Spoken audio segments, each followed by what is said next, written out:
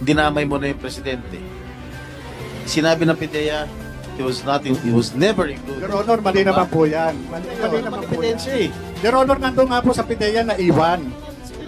Mismo si Pangulong Duterte, sinabi po niya yan, meron siyang informasyon na yan. Bakit hindi natin ipatawag si Pangulong Duterte? Ako masusunod, wala na magtitiwala sa law enforcement. Oo, Lalo sa magbibigay ng kasi trabaho. ngayon, ikaw ang nasusunog ngayon eh. Kapag hindi mo sasabihin. Ito ang balita ngayon. Viral ngayon sa mundo ng social media. Ang tiyo manoy balita matapos hindi mabanggit na pangbato para sa senatorial race sa midterm election. Speaker Martin Romualdez nilaglag na di umano ni Pangulong Bongbong Marcos. Ito'y ayon sa ating mga kababayan.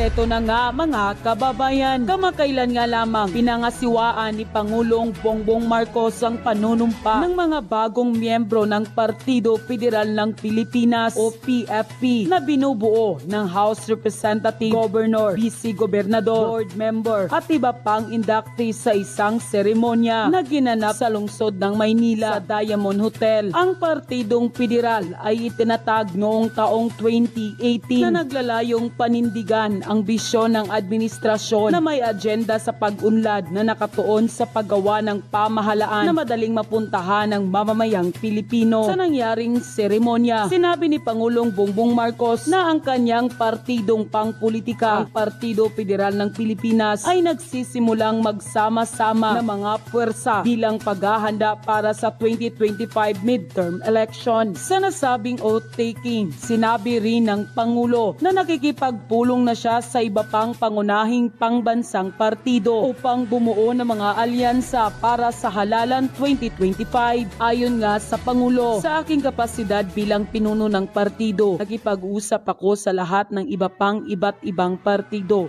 At sinabing, ano bang plano? What is our plan? What can we do? Nagtutulungan ba tayo? Hindi ba tayo? Ikaw ba ay nasa oposisyon o kasama ka sa karamihan? Binigyang diin din ng Pangulo na nais niyang maghanda ang PFP sa ngayon upang payagan silang maayos na magplano ng kanilang mga hakbang mula sa paghain ng kandidatura sa Oktubre hanggang sa opisyal na panahon ng halalan sa susunod na taon. At sa kaganapang iyon, nanumpa ang humigit kumulang 33 politiko, kabilang ang 11 gobernador at 14 na vice-gobernador ang nanumpa sa harap ni Pangulong Bongbong Marcos bilang mga bagong miyembro ng Partidong Federal. Tila nag-endorso na rin si Pangulong Bongbong Marcos ng kanyang mga pangbato para sa senatorial race para sa midterm election. Ngunit napansin ng marami sa ating mga kababayan ang tila hindi pagbanggit ng Pangulo sa pangalan ni Speaker Martin Romualdez na labis na may kinalungkot ng mga taga-suporta nito. Dahil alam naman natin nang magsimula ang partidong binuo ni Pangulong Bongbong Marcos, kasali ang iba't ibang partido,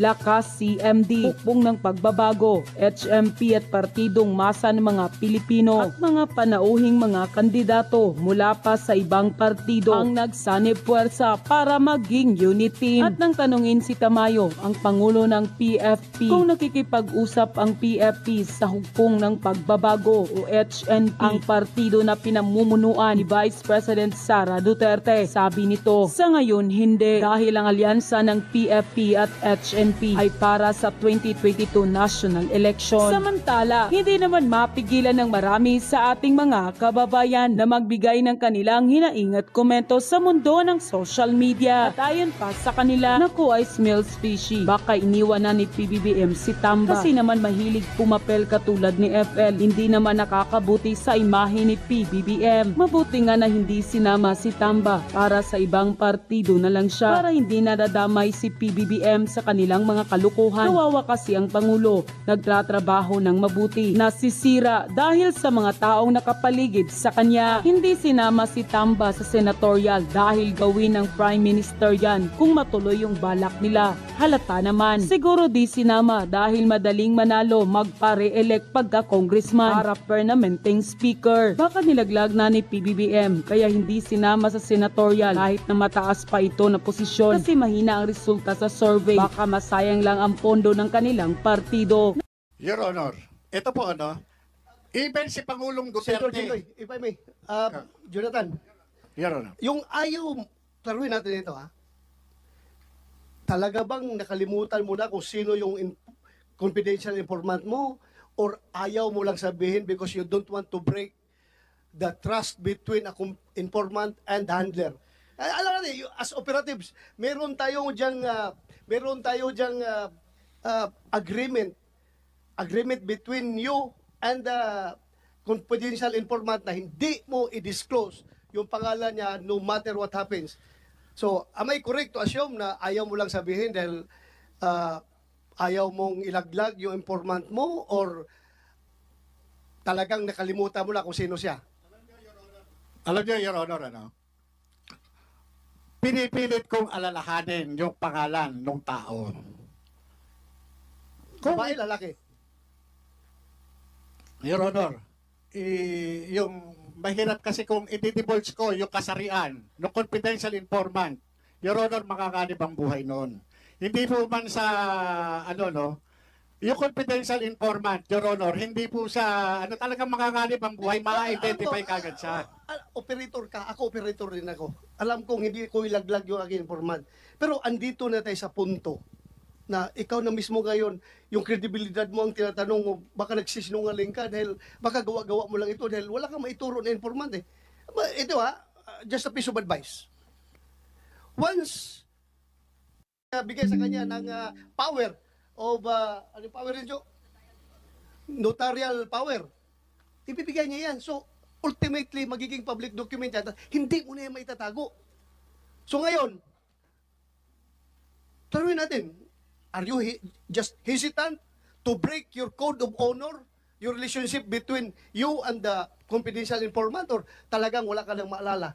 Kasi your reputation is at stake here. Your Remember, Honor. your reputation is, as a resource person, is at stake here. Pag hindi mo ma-remember. Your Honor, kung bibigyan niyo po ako ng pahintulot na i-reveal ko yung kasarian ng confidential informant na wala akong mababiolate na constitutional rights ng tao, ipagkakaloob ko po. Pero sabi ko nga po sa inyo, yung pangalan niya, hindi ko matandaan. Kailangan ko po yung dokumento. Totoo po yun, yung Mr. Chair. dokumento. So, saan ngayon ang dokumento? Nasa PIDEA nga po. Kasi, kaya po ako lumabas. Dahil po, ako yung nag-imbestiga eh. Yun lang po yung sa akin eh. Ito, Jonathan, no? Mr. Morales, in your interview with Maharlika, April 30, 2024, in her YouTube channel, you said that dadalhin ko sa hukay ang pangalan ng confidential agent. So meaning, sinabi mo ba ito sa interview mo kay Maharlika? Ang sinabi ko po, dadalhin ko yung kanyang yun yung usual po yun, sa totoo lang. Dadalhin mo sa hukay. Sinabi mo ito sa interview with Maharlika. Hindi ko na po matandaan yung exact words na sinabi ko po noon, Your Honor. Please do not. Pero yung... Mag-self-distract ka dito kapag... Mr. kasi Chair. ito ay recorded lahat. Meron itong sinabi mo na dadalhin ko sa hukay ang pangalan ng confidential informant. Sinabi mo ito, hindi? May sinabi nga ako, Your Honor, doon sa identity na confidential informant. Sagutin mo lang diretso yung sagot Yun po. na yung tanong ni Senator Bato. Hindi ko Sinabi naman- mo ba o hindi? Hindi ko lang po matandaan yung exact phrase, Your Honor. Except for sinabi mo ito. May sinabi po ako, pero hindi. Your Honor. To dissipate. Meron ako sinabi na babaunin ko sa libingan. Yung confidentiality, nung identity, nung confidential informant. Sandali Yan lang, po, sandali ito lang. po yung hinihingi ko sa inyo, sasabihin ko po. Kasi, ang hinihingi ko lang po is garantiya. Kasi, kapag sasabihin ko kung babae o lalaki, madali po siyang matutukoy. Bakit naman madali? Opo, kasi O, alam nyo sa sirkulasyon po eh. Sila po yun eh. Oh, Sila po yun. Gusto So, mo magkaroon ng executive session? Gusto mong sabihin in executive session?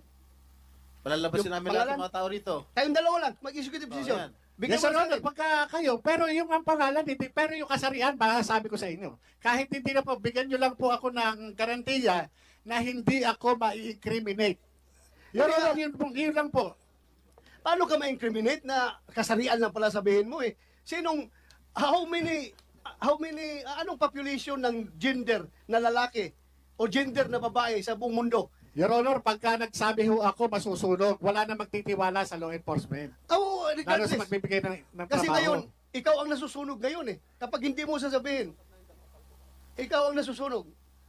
Ito totoo lang ha. I am giving you an advice. Ikaw na susunog ngayon dahil tinatago mo yung identity ng informant mo. I understand your position na ayaw mong ilaglag yung ahente mo. Pero ito, nandito na tayo ngayon sa hearing na ito. Baka naman kahit na executive session, pwede mong sabihin sa akin kung sino yung informant mo. Oh, dalawa lang kayo, sige. Dalawa lang tayo. Pareho kayo, Wala. ano?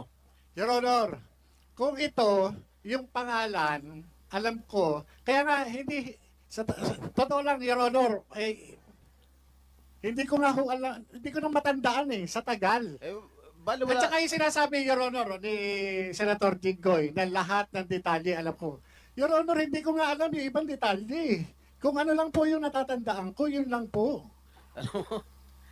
Alam mo, hindi ka panipaniwala itong mga sinasabi mo dahil yung mga ibang detalye, alam mo. Yung ibang naitatanong namin, hindi mo na alam, hindi mo na matandaan. Ultimo yung gender nung confidential informant, whether babae o lalaki, hindi mo rin ayaw mo rin sabihin. Yung pangalan, nakalimutan mo.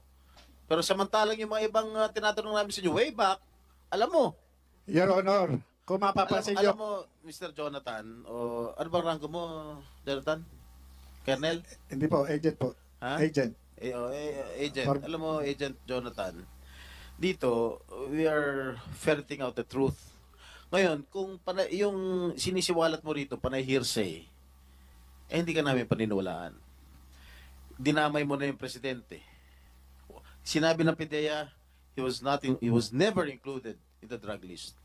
Sinama mo mga ibang personalidad, mga sikat na artista. Tinanong natin ng PIDEA, they were never included in the drug list. Alam mo, nagsisinungaling Your ka. Honor, Sandali lang, patapusin mo ako. Nagsisinungaling ka eh. Huwag mo naman idadama yung mga ibang personalidad na wala namang kinalaman. Your Honor, Okay. trabaho po yun. Trabaho, ako po yung Sandali, nag-umpisa, sandali, tumanggap lang po sandali ako lang. ng information. Trabaho mo na maglagay ng pangalan sa dokumento na hindi naman sila Your involved. Honor, mali naman po yan. Mali naman po yan. Trabaho na Your Honor. Sandali lang, trabaho mo ba na magsangkot ng ibang mga personalidad na wala namang kamalay-malay na hindi naman involved sa illegal na droga? Trabaho mo ba 'yon? Your Honor, mali po yung sinasabi ninyo. Ako po, nung panahon Kasi na wala yon, pa naman ebidensya eh. Your Honor, nandun nga po sa PIDEA na iwan.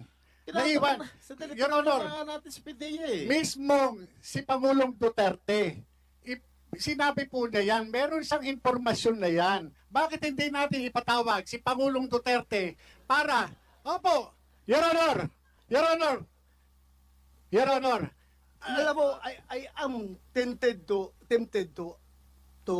invite the former President Duterte per your insinuations, pero ayaw ko magiging mapoliticize itong hearing natin.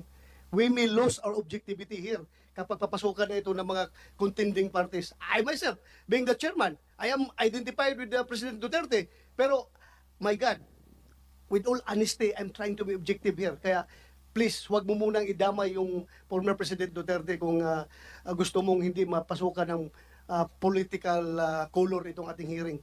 Ako, in all honesty, in the interest of fairness and justice and truth and everything, gusto ko siyang imbitahan. Pero alam mong titingnan ng mga tao dito, mapoliticize yung hearing natin. So please, hindi muna natin, hindi na abot. Even President Marcos, na yung nakalagay dyan sa pre-ops ninyo, ay kung ako'y talagang gusto kong tatanungin natin siya, imbitahan natin siya, gusto ko imbitahan. Pero ayaw ko. Dahil nga, mawalan yung objectivity ng ating hearing. Maintain natin yung objectivity. Kaya at our level, kung kaya natin ma-resolve itong mga leakage na ito, please, Your cooperate Honor, with us. Cooperate. ito no, Your Honor, yung sinasabi ninyo. Yung dokumento na yan, iniwan sa PIDEA, iniwan ko doon sa PIDEA. Magmula nung marilip ako doon sa IIS, nandun po yan. Kinuha, ganito po yan, Your Honor. At, Ito confidential. Kalaruhin kita. Yes, Your Honor. Ako being the chairman, naniniwala ako na yung papel mo is authentic. Yes, Your Honor. Naniniwala ako. Sabi ko na during the past hearing, na authentic yan. Klaro yan, pero may investigation. Ang tanong lang ngayon, kung sinong nangangalaga ng papel na yan, kung nasaan yan ngayon. bakit nag-surface yan sa ibang tao. Yun. Kaya ngayon, malaking papel mo dito, at saka sana si Maharlika, kung andito siya ngayon, para malaman natin talaga yung katotohanan kung sinong nag-leak niyang papel na yan. Ako, no question about me. Totoo yan, kinukonfirm ko yung papel na yan, that's authentic. Nakikita ko, ay susugal ko yung aking buhay dito sa authenticity ng papel na yan. Totoo yan, pero ang tanong ko sinong nag-leak. Yun nga, Your Honor eh. Kaya ako sumulat kay General para sabihin ko sa kanya na wala akong kinalaman dyan sa ano na yan. Yan. Sinabihan nila ako, tumawag ako sa kanila. Anong sabi ni Director Francia? I-deny na lang natin. I-deny na lang natin para hindi magulo. Yun po yung sinabi niya eh. So, andito Your Honor sila. eh. Your Honor, kung... Bago tayo pupunta kay Francia, with the permission of Senator Jinggoy, I just would like to continue my questioning. Yes, please. Meron kang, you mentioned, kasi baka mawala tayo sa direction, kung saan tayo mapunta. Mamaya, punta ako si Francia, pati si Curioso, at saka si Ma'am Maricel Soriano. Tapusin lang kita. You mentioned in paragraph number 12 of your position paper that after being halted, it was treated as ordinary case. Hence, shelved. What do you mean by treated as ordinary case? Ano ang standard operating procedure ng PDEA sa mga ordinary case? Kailan nagiging hindi ordinary case ang isang kaso? Nawawala ba sa pagiging classified information ang nature kapag natag as ordinary case? In this case, you classified it as confidential based on the markings on the said documents. Ordinary case, Your Honor, yung treatment, kapag ka hindi na siya nagkakaroon ng follow-through. Kumbaga sa yung kaso na yan dumating lang at wala namang andyan lang siya. Hindi kagaya, Your Honor, yung mga kaso, kagaya ng mga case operational plan, talagang pinupursige po namin yan. Halos araw-araw, gabi-gabi, talagang walang patid yung operation para lang meron kaming matuklasan. Hindi kaya yung kaso na yan, yung sa folder na yan, yung kay politician Bongbong Marcos, now President Marcos, Your Honor, at saka doon sa actress Maricel Soriano, yan, tinrato lang po ng ordinaryo, na hindi matuloy, hindi andyan lang. Katulad po, nung ibang kaso, kagaya nan. Yung kaso doon, halos kasabay niyan na, yung kapareho niyan, yung nawala ng Armalite sa Baguio. Okay. Sige. Okay na yun. So after the operation was halted, Yes, Your Honor. what happened to the information you gathered? Saan napunta ang mga documents na ginawa mo? Did you report your concerns to anyone within the chain of command? Doon lang po sa opisina, alam naman po ni Director Francia yun eh. Hindi naman po pwede hindi niya alam eh. Saan sa opisina? Doon sa Investigation Division po. Nandun po, may mga compilation po kami ng mga folders doon. Sama-sama po yun, pinapatong lamang po namin doon noon yun. Doon lang po yun talaga, Your Honor. So sinabi mo, Wala naman iba paglalagyan eh. sinabi mo, the case, sa 5 pictures na yun, Ilan doon sa picture, Your Honor? patay na ba? Mr. Chair, Patay na pala yun? Mr. Chair, Yes, go ahead. hindi ko ito sinasabi ni Mr. Morales, double hearsay. Double hearsay naman talaga eh.